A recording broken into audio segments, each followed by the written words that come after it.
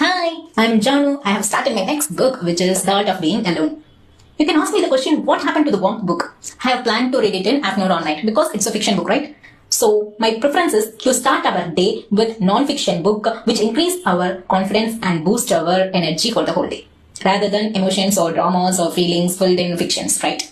So we can go with this book, which the Renuka ma'am, what she is saying is, loneliness was my cage, solitude is my home. What's the difference between this loneliness and solitude? I will tell you that. See, the loneliness is feeling lonely, which is I'm not preferring my loneliness, but it's happening, and I'm feeling isolated in a group of people. ஒரு ஃபேமிலியில இல்லைன்னா வந்து நம்ம relatives இல்லைன்னா friends கூட எல்லாருமே ஜாலியாக enjoy பண்ணிட்டு இருக்கும்போது நம்ம மட்டும் ஃபீலிங் லோன்லி. என்ன பண்றது தெரியுமா, ரொம்ப லோன்லியா இருக்கிறது. எனக்கு அது லோன்லி பிடிக்கல, இருந்தாலும் நான் லோன்லியாவே இருக்கிறது. அதுதான். ஆனால் சாலிட்யூட் அப்படி இல்லை. It's my choice. பார்க் போறேன், பீச் போறேன், ஹோட்டல்ஸ், தியேட்டர்ஸ், சினிமா, ரெஸ்டாரண்ட் எல்லாமே தனியாவே போறேன். எனக்கு அதுதான் பிடிச்சிருக்கு அப்படின்னு சொல்றதுதான் சாலிட்யூட். ஐ திங்க் நான் ரொம்ப நாளாவே சாலிட்யூட்ல தான் இருக்கேன் நினைக்கிறேன். சின்ஸ் ஒரு 9 months சாலிட்யூட்ல தான் இருக்கேன். I am enjoying that actually. Okay, இதுல வந்து சில இம்பார்ட்டன்ஸ் டாபிக் ரொம்ப அழகாவே வந்து கவர் பண்ணிருக்காங்க. I will tell you that, which is stop romanticizing loneliness. நம்ம எல்லாருமே வந்து movie, cinema and series, web series எல்லாமே பார்ப்போம் கரெக்டா. அது எல்லாத்துலயுமே வந்து என்ன நடக்கும், கேர்ள் வந்து ட்ராப்ல மாட்டிப்பாங்க.